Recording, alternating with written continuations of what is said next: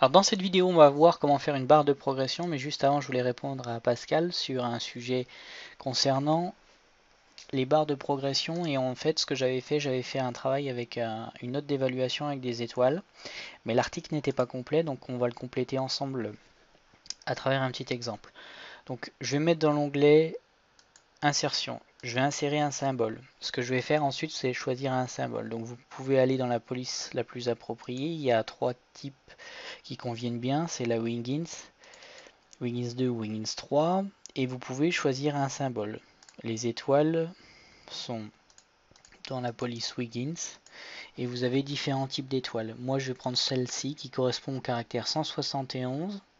Et je l'insère dans la cellule que j'ai choisie ici en E3. J'augmente sa police, je vais la passer en 26, je vais la passer en rouge, je l'aligne à gauche comme ceci. Et je vois les deux trémas qui correspondent ici au code court en fait du caractère de l'étoile.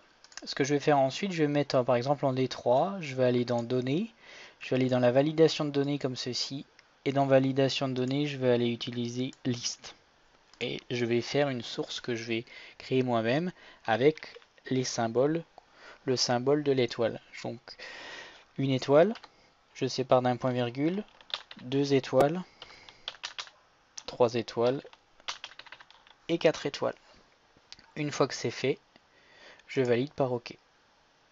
Je choisis la même chose en termes de police, donc vous pouvez reprendre avec le pinceau les caractéristiques et en fait en mettant une étoile, deux étoiles, 3 et 4. Voilà comment faire en gros une petite barre de progression ou quelque chose qui nous permet d'évaluer des critères avec Excel comme ceci.